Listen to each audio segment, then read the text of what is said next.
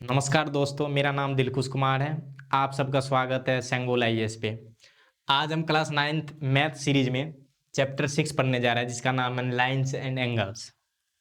तो इसमें हम क्या क्या पढ़ेंगे, ये पूरा चैप्टर पढ़ेंगे, जिसका पार्ट 1 है। ये इंट्रोडक्शन पढ़ेंगे चैप्टर के बारे में, कॉन्सेप्ट पढ़ेंगे, इंपॉर्टेंट पॉइंट्स एंड टर्म पढ़ेंगे और एनसीईआरटी के क्वेश्चन सोल्व करेंगे। तो आइए एक एक करके करते हैं।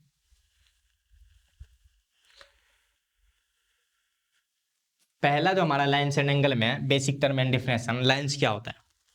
हमने पिछले चैप्टर में पढ़ा था, चैप्टर 5 में, कि लाइन्स क्या होता है। लाइन्स होता है वे जो कि ब्रेथलेस होता है, सिर्फ लेंथ होता है लाइन्स के पास। अ सेट ऑफ पॉइंट मतलब बहुत सारे पॉइंट से बना होता है line. Has length but know with मतलब सिर्फ लेंथ होता है, ठीक है, ब्रेथ नहीं होता है, सिर्फ लेंथ होता है। मतलब 4 सेंटीमीटर 5 सेंटीमीटर सिर्फ इसका लेंथ होता है। ब्रेथ में नहीं बोल सकते कि हम 5 सेंटीमीटर ब्रेथ में है या विथ में है लाइन, ठीक है, ऐसे नहीं बोल सकते। हैज नो एंड पॉइंट, इसका एंड पॉइंट नहीं होता है। एंड पॉइंट का मतलब कि दोनों तरफ कोई भी एंड पॉइंट नहीं था, हम इधर भी बढ़ा सकते हैं और इधर भी बढ़ा सकते हैं लाइन को, ठीक है। It can be extend infinitely, और इसको हम एक्सटेंड कर सकते हैं इन्फिनाइटली, इन्फिनाइटली में अनंत तक। और इसका सिंबल होता है, जैसे कि ए भी मान लेते हैं लाइन है, इसका सिंबल होता है ऐसे, ठीक है। दूसरा होता है line segment. Line segment part ही होता है, लाइन का ही एक पार्ट होता है। लाइन का ही एक पार्ट होता है। मान लीजिए एक लाइन है, यहाँ से अगर हम काट के यहाँ निकाल दिए, इसको हम यहाँ निकाल दिए, इसका दो एंड पॉइंट हो गए, एक इधर एक इधर। अब ये बढ़ नहीं सकता ना इधर ना इधर, तो इसी को लाइन सेगमेंट कहते हैं। It has the part of the line which has two end points, जिसका दो एंड पॉइंट्स, एक इधर एंड पॉइंट्स है, एक इधर एंड पॉइंट्स है, तो इसे हम क्या कहते हैं, लाइन सेगमेंट, जिसको हम ऐसे डिनोट करते हैं, ठीक है। तीसरा है रे। रे is also part the line. रे भी क्या है, part of line. One and points, रे के पास क्या होता है, सिर्फ एक ही एंड पॉइंट होता है, एक तरफ बढ़ता रहता है और एक तरफ एंड पॉइंट रहता है, ठीक है। एक तरफ बढ़ता रहता है, एक तरफ क्या रहता है, बढ़ता रहता है, एक तरफ एंड पॉइंट। तो एक एंड पॉइंट होता है इस पे, ठीक है। रे के पास एक एंड पॉइंट होता है और एक तरफ एक्सटेंड बढ़ा सकते हैं, ठीक है। दूसरा जो लाइन सेगमेंट तो बता ही दिया क्या होता है। लाइन पार्ट होता है, दो एंड पॉइंट होता है। लाइन क्या होता है, दोनों तरफ बढ़ा सकते हैं, इसका कोई एंड पॉइंट नहीं होता है और नॉन विथ होता है। आगे पढ़ते हैं। आगे जो है collinear and non collinear points है। Points lie on the same line are known as collinear points and the points that don't not same. देखिए कोलिनियर और नॉन कोलिनियर पॉइंट होता है।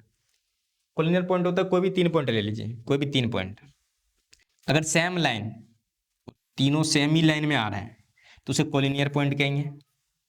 अगर वो तीनों सेम लाइन में नहीं आ रहे, नॉन कोलिनियर। जैसे ए बी सी मान लीजिए, यहाँ पे देख रहे हैं आप, क्या है, तीनों सेम लाइन में है, तो एक कोलिनियर पॉइंट है। ये देख लिए, एक यहाँ है, दूसरा यहाँ है। अगर इसको यहाँ से मिलाइएगा तो ये पॉइंट हट जाता है, अगर इसको यहाँ से मिलाइए तो ये पॉइंट हट जाता है, ये तीनों एक ही पॉइंट में नहीं है, एक ही लाइन पे नहीं है, इसको नॉन कोलिनियर पॉइंट। आगे बढ़ते हैं। आगे हमारा एंगल के बारे में। तो लाइन आप हमसे समझ लिए, लाइन क्या होता है। लाइन वो होता है जिसका सिर्फ लेंथ होता है, विड्थ नहीं होता है, ठीक है, या हाइट नहीं होता है, ठीक है, और उसको हम दोनों तरफ एक्सटेंड कर सकते हैं, प्रोड्यूस कर सकते हैं, ठीक है। फिर हमने लाइन सेगमेंट के बारे में पढ़ा। लाइन सेगमेंट क्या होता है, वो भी it is a part of line, it has two end point, जिसका क्या होता है, दो एंड पॉइंट होता है दोनों तरफ। फिर हमने रे पढ़ा। रे का मतलब क्या होता है, it is also part of line which has only one and point, जिसका क्या होता है, एक एंड पॉइंट होता है, एक तरफ बढ़ता रहता है, ठीक है। अब हम आ जाते हैं एंगल पे। तो एंगल क्या होता है, तो व्हेन टू रे, रे तो हमने बता दिया क्या होता है, एक एंड पॉइंट होता है। जब दो रे मिलता है, जो बीच में एंगल बनता है, मतलब बीच में कुछ चीज बनती है, उसी को एंगल कहते हैं, ठीक है। Begin the same end point, एक ही एंड पॉइंट से दो रे चालू हो। The two ray are the arms of the angle and the end point the vertex of angle. जो दो रे होता है वो भी एक पॉइंट से दो रे चला, एक इधर मान लेते हैं, इसी को एंगल कहते हैं, ठीक है, एंगल कहते हैं। अब ये जो रे है और ये जो रे है, इसको क्या कहते हैं, आर्म्स ऑफ एंगल। और ये जो पॉइंट है, एंड पॉइंट, इसको क्या कहते हैं, वर्टेक्स ऑफ एंगल, ठीक है। इतनी बात पढ़नी थी एंगल में। एंगल में आगे पढ़ते हैं कितने टाइप्स के एंगल होते हैं।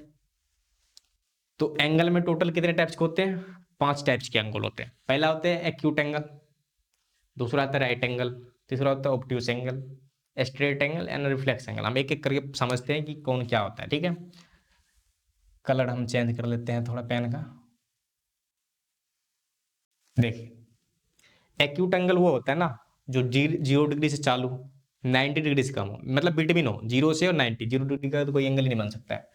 तो किसके बीच में हो 0 डिग्री और 90, मान लेते हैं एक्स है, क्या हो 0 डिग्री से 90 डिग्री के बीच में। अगर इसका कोई डिफिनेशन पूछ ले, which angle has more than 0 degree but less than 90 degree, या बिटवीन 0 to 90 डिग्री। ठीक है, यही होता है क्या एक्यूट एंगल। राइट एंगल क्या होता है कंप्लीट 90 एंगल, 90 डिग्री का एंगल। कितना डिग्री का 90 डिग्री। ठीक है, ऑप्टी इसका अगर डिफिनेशन पूछ दे which angle is form, which angle is form 90 degree angle is called right angle. ठीक है, तीसरा है ऑब्ट्यूस एंगल। ऑब्ट्यूस एंगल होता है 90 डिग्री से ज्यादा 180 से कम, मतलब 90 डिग्री से ज्यादा हो 180 से कम। तीसरा होता है स्ट्रेट एंगल, जो क्या होता है 180, कंप्लीट 180 का होता है 180 डिग्री। ठीक है, तीसरा होता है रिफ्लेक्स एंगल। रिफ्लेक्स एंगल क्या होता है 180 ज्यादा हो 360 से कम हो। हम एक एक करके समझेंगे कि क्या होता है एंगल। ठीक है, अब देखिए एक्यूट एंगल वही है, डिफिनेशन है एक्यूट एंगल का, मेजर्ड बिटवीन 0 to 90 डिग्री, मतलब 0 से 90 डिग्री के बीच में हो। राइट एंगल क्या हो एग्जैक्ट 90 डिग्री। ऑब्ट्यूस एंगल क्या हो 90 डिग्री से ज्यादा हो greater than 90 degree but less than 180। ठीक है, फिर स्ट्रेट एंगल क्या है जो 180 का पूरा पूरी हो। फिर रिफ्लेक्स एंगल क्या है angle which is greater than 180 but less than 360। ठीक है, फिर कॉम्प्लीमेंट्री, हाँ अब ये सब तो हमने ऊपर पढ़ लिया। अब कॉम्प्लीमेंट्री और सप्लीमेंट्री एंगल क्या होता है। कॉम्प्लीमेंट्री होता है two angles whose sum is 90 degree is called complementary angle. और सप्लीमेंट्री एंगल वो होता है जिसका दो एंगल का जोड़ कितना 180। आगे समझते हैं। देखिए सबसे पहले तो हम एक्यूट एंगल, एक्यूट एंगल क्या होता है। देखिए एक्यूट एंगल वो होता है ना, मान लेते हैं यहाँ से एक एंगल शुरू करते हैं, एक एंड पॉइंट है। अब ये घूम के मान लीजिए यहाँ आ गया, तो अगर यहाँ यहाँ ये वाला तो 90 डिग्री सबको पता है, ये वाला 90 डिग्री से कम होगा और 0 डिग्री से ज़्यादा होगा, तो इसे हम एक्यूट एंगल कहेंगे। बात समझ में आई। देखिए जैसे पेन लेके समझाते हैं, मान लीजिए दो पेन है एंगल फॉर्म कर रहे हैं, जो ऐसे एंगल फॉर्म करेगा ऐसे, मतलब 90 डिग्री से, ऐसे वाले तो 90 हो जाता है सीधा सीधी, जो परपेंडिकुलर रहता है 90 होता है। लेकिन जो इससे 90 डिग्री से कम हो 0 डिग्री से ज़्यादा हो क्या होता है एक्यूट एंगल। फिर धीरे धीरे जब बड़ा हो जाता है एंगल पूरा पूरी 90 पे, तो इसे क्या कहते हैं राइट एंगल पूरा 90। जब 90 ज़्यादा से ज़्यादा हो जाए, 90 से ज़्यादा हो जाए 180 से कम, 180 से कम होना चाहिए और 90 से ज़्यादा, इसे हम क्या कहते हैं ऑब्ट्यूस एंगल। फिर ये एंगल पूरा पूरा ऐसे सीधा सीधी हो जाए, लाइन बन जाए, पूरा पूरी एक लाइन बन जाए, इसे क्या कहेंगे स्ट्रेट एंगल, जो कि 180 का होता है। फिर ये घूमते घूमते मान लीजिए ये उल्टा घूम गया, इसे हम क्या कहेंगे रिफ्लेक्स एंगल। रिफ्लेक्स एंगल होता है 180 से ज़्यादा, देखिए 180 से ज़्यादा हो गया और 360 से कम, इसे हम क्या कहेंगे रिफ्लेक्स एंगल। अब रिफ्लेक्स एंगल में क्या होता है ना, कभी कभी कंफ्यूजन ये होता है ना, हम आगे वाला नाप लेते हैं, मान लेते हैं देखिए ये तो यहाँ ऐसे करके घूमते घूमते ऐसे हुआ, तो कभी कभी हम क्या करते हैं ना ये आगे वाला नाप लेते हैं, नहीं इसका ये जो नाप होता है ना, आगे समझाते हैं हम आपको बोर्ड पे। देखिए तो ये बात तो समझ में आ गई क्या होता है एक्यूट एंगल 0 डिग्री से ज़्यादा 90 डिग्री से कम। ठीक है, दूसरा हमारा था राइट एंगल। राइट एंगल तो सबको पता होगा 90 डिग्री का होना चाहिए पूरा पूरी। ठीक है, राइट एंगल होता है राइट एंगल। ठीक है, तीसरा था ऑब्ट्यूस एंगल। ऑब्ट्यूस एंगल क्या होता है ना, मान लेते हैं 90 से ज़्यादा हो, 90 से ज़्यादा हो, 90 से ज़्यादा दिख रहा है आपको, मान लेते हैं 110 डिग्री है, 110 से ज़्यादा होगा वैसे 110 मान लेते हैं, 110 डिग्री 90 से ज़्यादा हो गया, 180 से कम होना चाहिए, इसे क्या कहेंगे ऑब्ट्यूस एंगल। ठीक है, ऐसे ही सबसे इंपॉर्टेंट बात जो है स्ट्रेट एंगल तो पता ही चल गया, सबसे इंपॉर्टेंट बात है रिफ्लेक्स एंगल, क्योंकि रिफ्लेक्स एंगल में कन्फ्यूजन है। देखिए रिफ्लेक्स एंगल कैसे होता है, रिफ्लेक्स एंगल समझिए। मान लेते एक एंगल है ऐसे, ठीक है, तो ये एंगल मान लेते घूमते घूमते घूमते घूमते घूमते ऐसे हो गया, ठीक है, यहाँ पे आ गया, ये घूमते घूमते ऐसे आ गया। ठीक है, बात समझ में आई, ऐसे नापते हुए ऐसे आ रहा था, समझिएगा बात को। तो मान लेते एंगल है, तो ये जो पीछे वाला है ना इसको हम नापते, क्यों ये एंगल घूम के 180 ज़्यादा होना चाहिए और 360 कम होना चाहिए, तो ये एंगल ऐसे एक तरफ ऐसे ऐसे करते करते करते करते करते आया होगा, या ऐसे करके गया होगा, ऐसे करके, ठीक है। तो 180 ज्यादा होना चाहिए और 360 से कम होना चाहिए। तो रिफ्लेक्स एंगल हम कैसे निकालते हैं, मान लेते हैं ये एक्स है और इसका मान लेते हैं, इसका नाम देते थे पी क्यू आर, ये पी क्यू आर एंगल है, ठीक है, पी क्यू आर। तो इसका अगर रिफ्लेक्स बोले, reflex, reflex of P Q are, तो कैसे निकालेंगे, जो एंगल दे रखा है गिवन, मतलब ए एक्स है, इसको 360 में से घटा दो, रिफ्लेक्स आते, reflex of P Q are क्या होगा, 360 माइनस एक्स। तो ये रिफ्लेक्स एंगल निकालने का क्या कॉन्सेप्ट है। रिफ्लेक्स एंगल कैसे निकालते हैं, एंगल गिवन हो उसी एंगल का और फिर 360 में से घटा दो, ठीक है। रिफ्लेक्स एंगल पीछे वाला हम नापते हैं, बताइए रिफ्लेक्स एंगल क्या होता है। अब आगे पढ़ते हैं, कुछ रिलेशन है एंगल के बीच में, जैसे एडजेसेंट एंगल, जैसे हम if two angles have the same vertex and their end of the arm is common then this is called adjacent angle। मतलब adjacent एंगल का मतलब होता है कि पड़ोस वाले एंगल, अगल बगल का एंगल, कोई भी में एक कॉमन आर्म होना चाहिए दो एंगल के बीच में, जैसे ये है, दो एंगल के बीच में क्या होना चाहिए, एक कॉमन आर्म होना चाहिए, एक कॉमन आर्म होना चाहिए, जैसे ये है, ठीक है, एक कॉमन आर्म होना चाहिए, इसे क्या कहेंगे, एडजेसेंट एंगल कहते हैं। तो ए और बी क्या है, एडजेसेंट एंगल, ठीक है। दूसरा linear pair of angle, linear pair क्या होता है ना, if two angles have the same vertex and the one common arm which are not common are making a line then these are called linear pair of angle. Linear pair of angle होता है ना, इसमें भी यही है adjacent वाला, बस इसमें ना स्ट्रेट लाइन पे ही बनता है एंगल। और इसमें एक आगे चल के हम पढ़ेंगे कि इसमें एक ना थ्योरम है, ये एक्सियोम कह सकते हैं, जिसका क्या होता है, लीनियर पेयर का जोड़ 180 होता है, एंगल का जोड़, दो एंगलों का बीच का 180 होता है। देखिए पिछले स्लाइड पे हमने ये सब तो समझ लिया, लेकिन कंप्लीमेंट्री और सप्लीमेंट्री एंगल नहीं समझा। कंप्लीमेंट्री कंप्लीमेंट्री और सप्लीमेंट्री एंगल को समझते हैं क्या होता है।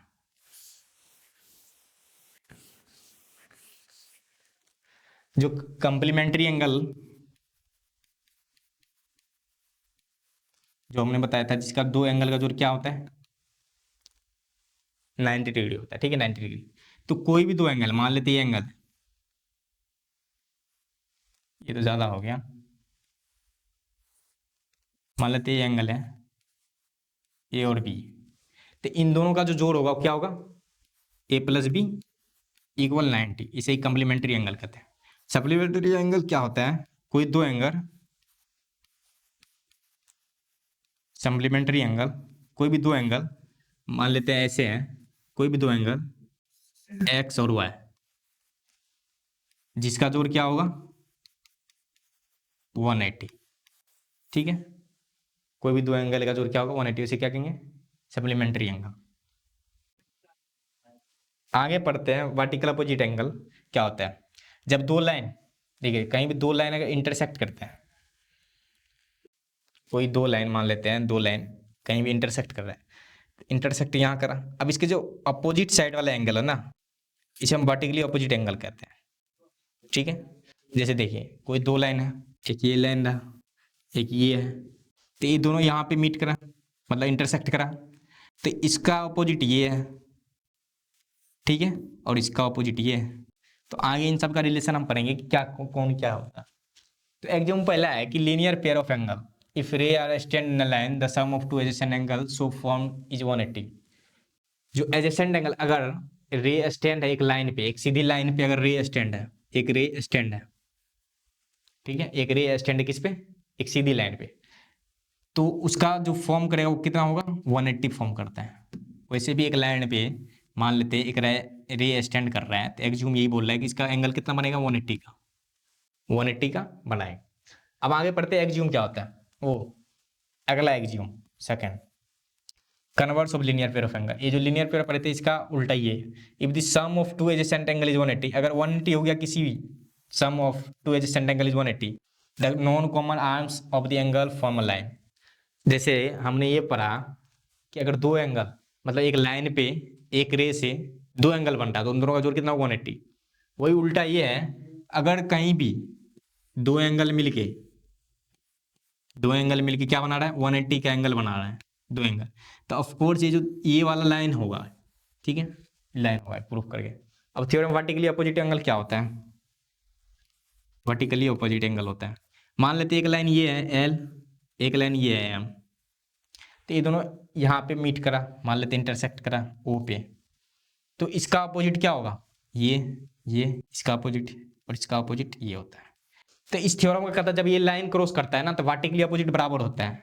यानी कि मान लेते ये एक्स है और ये वाई है, ये एम है, नहीं एम तो लाइन का नाम देते हैं, इसको हम मान लेते हैं पी और इसको क्यू, एंगल का नाम। तो एक्स किसके बराबर होगा, वाई के बराबर, तो पी किसके बराबर होगा, क्यू एंगल के बराबर। ठीक है, ये वर्टिकली अपोजिट एंगल बोल रहा है। वर्टिकली अपोजिट एंगल ये कह रहा है अगर दो लाइन, मतलब दो लाइन इंटरसेक्ट कर रहे हैं तो वर्टिकली अपोजिट क्या होता है, एंगल, अपोजिट साइड वाला एंगल क्या होता है, इक्वल होता है।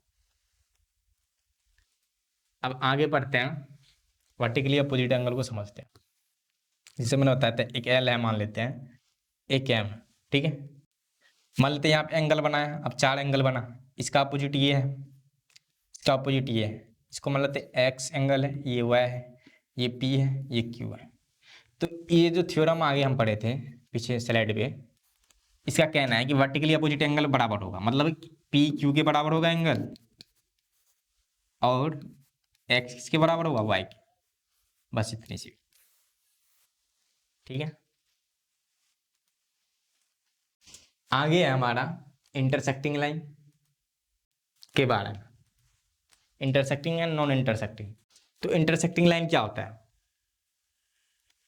The lines which are cross each other from a particular point is called intersecting. देखिए कोई भी दो लाइन है, या तो इंटरसेक्ट करेगा या तो ऐसे ही रहेगा। There are two way to draw a two lines. एक तो हम पैरेलल बना सकते हैं, एक इंटरसेक्टिंग, हमने पिछले चैप्टर में भी पढ़ा था पैरेलल लाइन्स और इंटरसेक्टिंग लाइन के बारे में, इसमें भी पढ़ लेते हैं। The lines which is cross each other from a particular point is called intersecting line. बोल रहे हैं कोई एक लाइन हम मान लेते हैं और इधर से एक और लाइन ड्रॉ कर दी, तो कहीं ना कहीं ये क्रॉस करेगा, ये मीट करा, यहाँ पे इंटरसेक्ट करा, इसे इंटरसेक्टिंग लाइन कहते हैं। क्रॉस तो करना चाहिए, कोई भी एक लाइन खींच दो यहाँ से, अब यहाँ से गुजारो, यहाँ पे भी तो ये क्रॉस करा, तो इसे हम क्या कहेंगे, इंटरसेक्टिंग लाइन कहेंगे। बस इतनी सी बात है, ठीक है। आप पैरेलल लाइन के बारे में पढ़ते, पैरेलल लाइन क्या होता है, वैसे हम पिछले चैनल में, the lines which is never cross each other, वो लाइन जो एक दूसरे से कभी क्रॉस ना करे, एक दूसरे को कभी क्रॉस ना करे, called non-intersecting line. These lines are called parallel lines, and the common length between two lines is the distance between parallel lines. सीधा सीधी समझते हैं, पैरेलल लाइंस वो लाइन होते हैं, मान लेते हैं एल और एम है पैरेलल लाइंस। तो पैरेलल लाइंस का जो डिस्टेंस होगा ना, यहाँ का डिस्टेंस वो कांस्टेंट होता है। डिस्टेंस क्या होता है, कांस्टेंट होता है।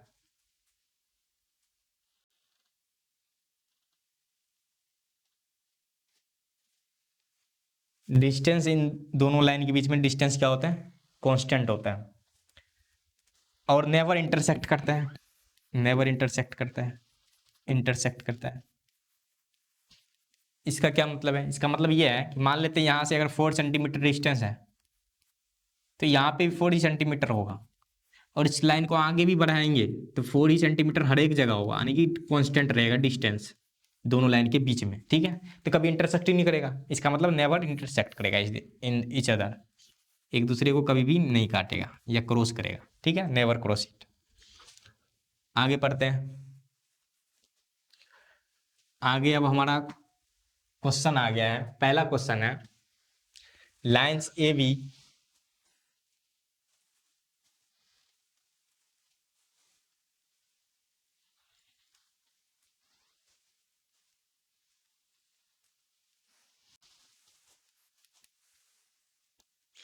Lines A B and C D intersect ओ।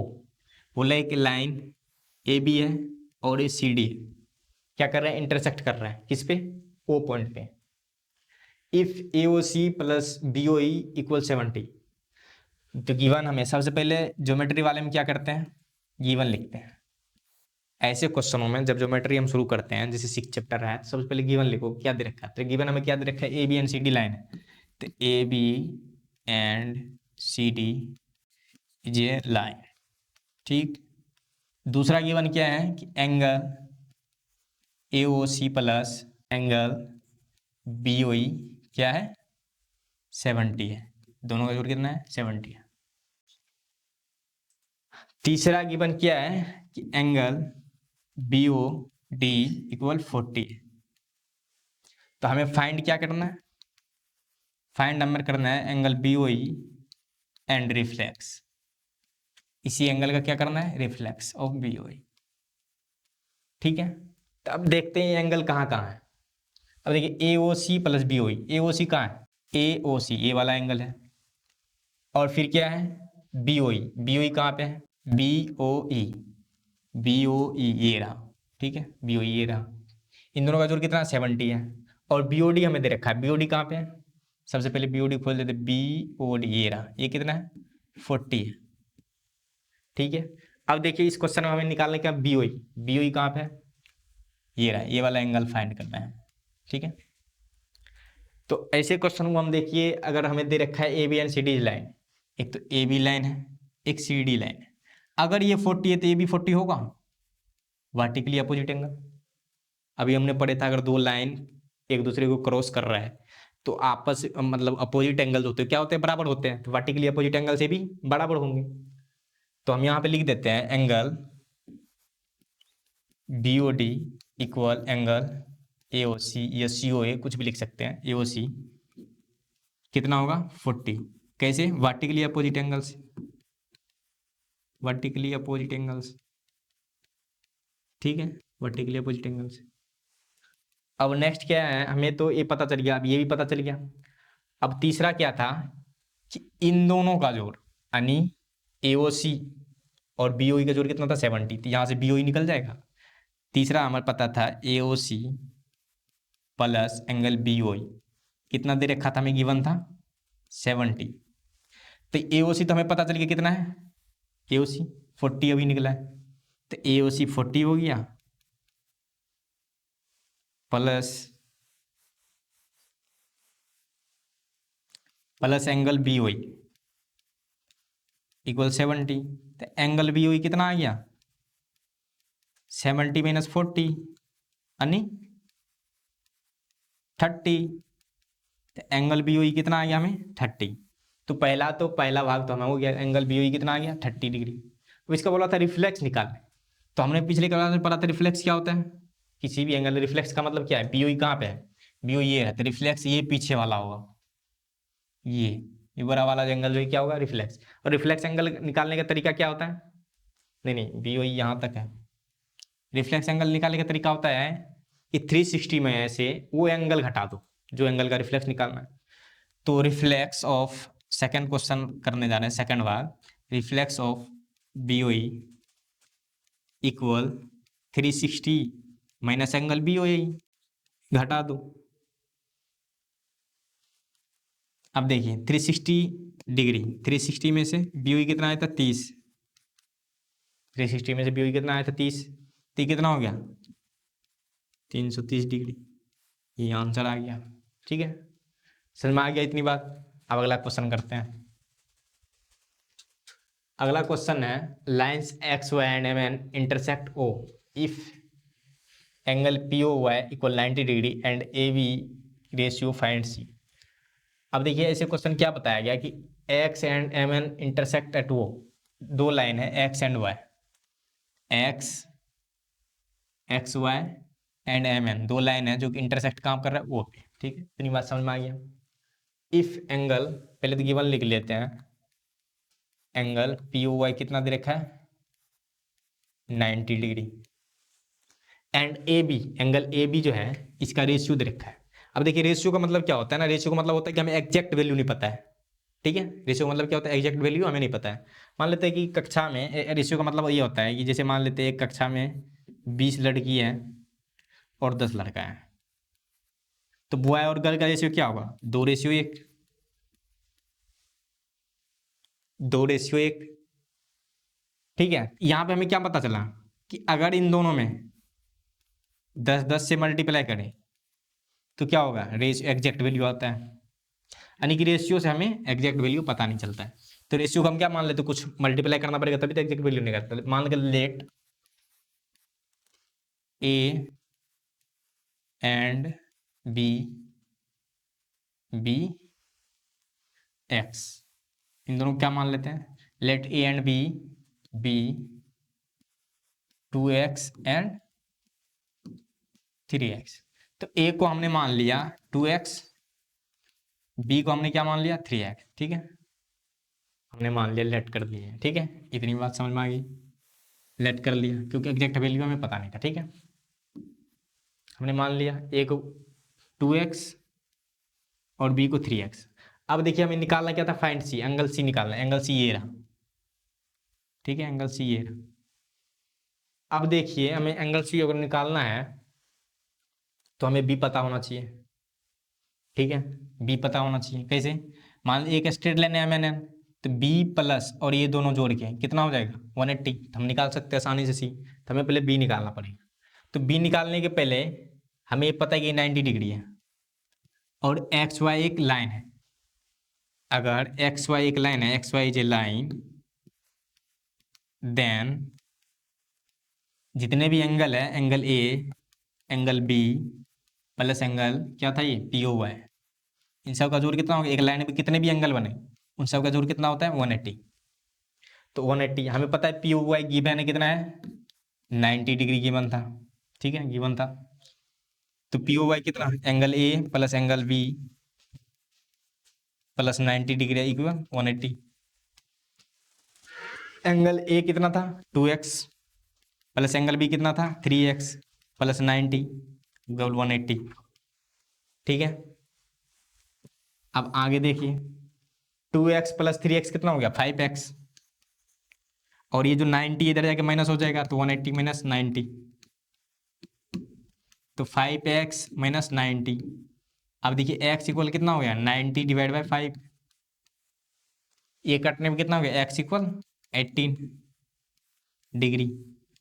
अब यहाँ से a और b का एग्जैक्ट वैल्यू पता चल गया, यहाँ पे 2x है तो 2 गुना 18 यानी कि 36 डिग्री, यहाँ पे 3x है 3 गुना 18 यानी 54 डिग्री। तो ये कितना हो गया, a कितना हो गया हमारा 36 और b कितना हो गया हमारा 54, ठीक है, डिग्री। अब देखिए ये सी निकाल सकते हैं, सी कैसे निकाल सकते हैं, अगर इस बार हम एम और एम एन को लाइन ले लें, ठीक है, अगर एम एन को लाइन ले लें तो निकल जाएगा हमारा, देख लेते हैं आगे, अगले स्लाइड में देख लेते हैं। देखिए जैसे एम एन को हम लेंगे, देखिए जैसे एम एन, इस बार हम क्या कर देते हैं, let M N is a line, ठीक है, अगर एम एन लाइन है तो क्या एंगल बी और एंगल सी का जोड़ 180 होगा, होगा। और हमें अभी एंगल बी पता चला, कितना है एंगल बी, एंगल बी हमें कितना दे रखा है 54, तो एंगल बी कितना हो गया 54 प्लस एंगल सी इक्वल 180, ठीक है। अब देखिए 54 इधर जाके माइनस हो जाएगा, तो एंगल सी इक्वल 180 माइनस 54 यानी कि एंगल सी कितना हो गया 126, ठीक है, 126 डिग्री।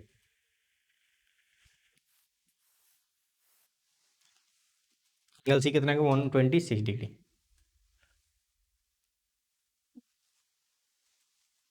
अब तीसरा है in figure 6.15 P Q R equal P R Q, then prove that P Q S equal P R T. अब इसमें दे रखा है कि पी क्यू आर, पहले तो पी क्यू आर देखिए कहाँ पे है, P Q R equal P R Q, पहले तो गिवन लिख लेते हैं क्या क्या है, गिवन है angle P Q R equal P R Q, ये गिवन है। तो पी क्यू आर कहाँ पे है, पी क्यू आर यानी ए वाला एंगल और पी आर क्यू ये वाला एंगल, ये आपस में क्या है बराबर, ये गिवन दे रखा है हमें बराबर है। तो प्रूफ करने बोल रहे हैं, to proof P Q S equal P R T, तो इसको प्रूव करने बोला पी क्यू एस किसके बराबर है पी आर टी। अब पी क्यू एस क्या है, ये बाहर वाला, और पी आर टी क्या है, ये बाहर वाला, तो इसको क्या बोल रहा है प्रूफ करने। तो इसको कैसे प्रूफ करोगे, देखिए अगर मान ले, देखिए यहाँ पे लीनियर पेयर बन रहा है, यहाँ पे एक लाइन है और यहाँ पे एक लाइन जा रहा है, तो इन दोनों का जोड़ 180 बनेगा, इधर भी एक लाइन जा रहा है ये, और इन दोनों एंगल 180 लीनियर पेयर से, तो angle P Q S plus angle P Q R equal 180। ठीक है, 180 बन रहा है किससे? लीनियर पेयर से, क्योंकि लाइन पे दो एंगल बन रहे हैं लीनियर पेयर से। हम पढ़े थे पिछले स्लाइड में कि लीनियर पेयर क्या होता है। अब अगला देख लीजिए, इक्वेशन फर्स्ट मान लेते हैं हम। अगला क्या है? एंगल पी आर टी मान लेते हैं, angle P R T plus angle P R T plus angle P R Q, P R Q equal, ये भी 180 होगा। ये भी किससे होगा? लीनियर पेयर से ही। ठीक है, लीनियर पेयर से। अब इन दोनों को अगर इक्वल में रखा जाए, फ्रॉम फर्स्ट एंड सेकेंड से देखा जाए, तो ऊपर में हमें दे रखा था पी क्यू आर किसके बराबर है? पी आर क्यू के। तो देखिए यहाँ पे पी क्यू आर हमें प्रूफ क्या करना है? P Q S and P R T. तो पी क्यू आर की जगह P R Q, P Q are की जगह पी आर क्यू हम लिख सकते हैं। ठीक है, तो angle P R T equal P R Q equal 180, ये आपस में ही बराबर होगा। तो angle P Q S plus angle P Q R equal angle P R T plus angle P R Q. ठीक है, आपस में, क्योंकि सब दोनों इक्वल कर दिए हमने, दोनों 180 के बराबर है, सेम थिंग के बराबर है, तो आपस में क्या होगा? बराबर होगा। अब देखते हैं P Q S, P Q R T और पी आर टी और पी आर क्यू। अब देखिए यहाँ पे क्या है? पी क्यू आर किसके बराबर है? P R Q. ठीक है, हमें प्रूफ क्या करना है? P Q S P R T. तो पी क्यू आर की जगह हम क्या लिख देते हैं? पी क्यू आर, अगर ये दोनों बराबर है तो हम इसकी जगह ये या इसकी जगह ये लिख सकते हैं। तो angle P Q S plus angle P R Q equal angle P R T plus angle P R Q. अब देखिए पी आर क्यू कट गया, या उधर जाके माइनस हो जाएगा। तो angle P Q S equal angle P R T, ये क्या हो गया? प्रूफ हो गया। ठीक है, ये प्रूफ करना था। थैंक्स, प्रूफ प्रूफ हो गया। आगे पढ़ते हैं। आगे क्वेश्चन नंबर 4 है, X plus Y equal Y plus Z, then prove that A O B J line. अब इसमें बोला क्या है कि X plus Y equal W plus Z है, तो प्रूफ करो, prove that A O B is line. ये प्रूफ करने बोला है, ए ओ बी जी क्या है? लाइन है, ये प्रूफ करने बोल रहा है। अब देखिए यहाँ पे अगर ध्यान से देखा जाए, ए ओ बी ये जो लाइन है इसको प्रूफ करना है, और ये एंगल हमें पता है, ये एंगल हमें पता है, ये एंगल हमें दे रखा है, ये देखें। अगर हमें बताया जाए कि एक जो सर्कल होता है, मान लेते हैं ये पॉइंट है, यहाँ से अगर एक कंप्लीट सर्कल लिया जाए तो ये 360 होता है, 360 डिग्री घूमता है।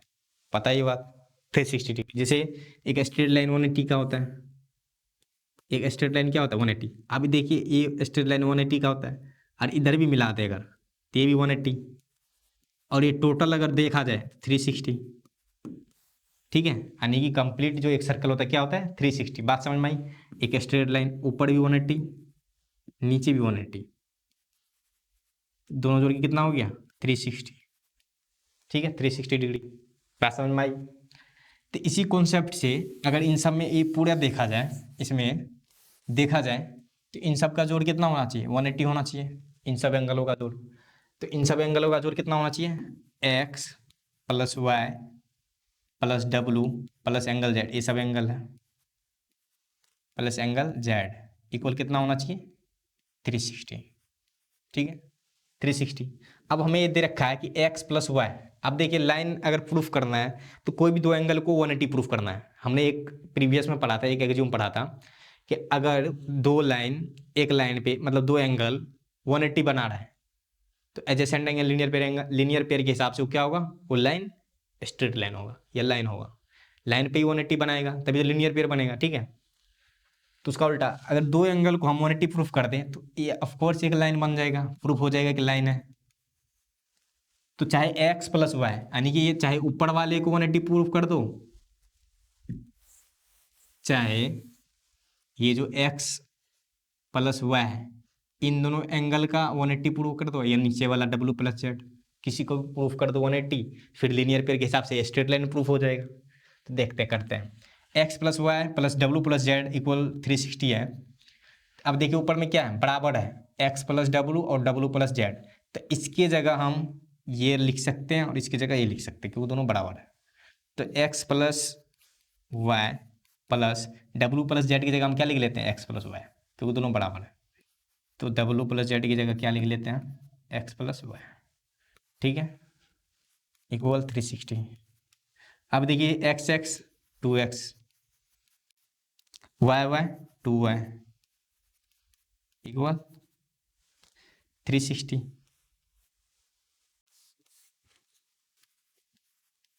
इक्वल 360। अब देखिए यहाँ से 2 कॉमन ले लेते हैं, ये यहाँ पे भी 2 कॉमन ले लिए तो क्या बच गया, x plus angle y equal 360। अब ये 2 इधर मल्टीप्लाई इधर जाके डिवाइड, तो angle x plus angle y equal 360 divide by 2, ये कट के क्या हो गया, angle x plus angle y कितना हो गया, 180 आ गया। अगर 180 आ गया तो कन्वर्स जो हमने एक्ज्यूम पढ़ा था, कन्वर्स ऑफ लीनियर पेयर, तो लीनियर पेयर के हिसाब से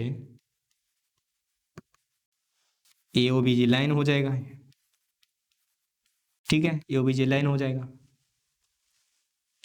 अब आगे देखते हैं, 5वां छठा क्वेश्चन बचा है जो कि आप होमवर्क में कर लीजिएगा, ठीक है। तो आज का लेक्चर यहीं तक है, फिर हम मिलेंगे बहुत जल्द। थैंक यू, ठीक है। आप सब्सक्राइब कर लीजिएगा चैनल को और टेलीग्राम ग्रुप ज्वाइन कर लीजिए।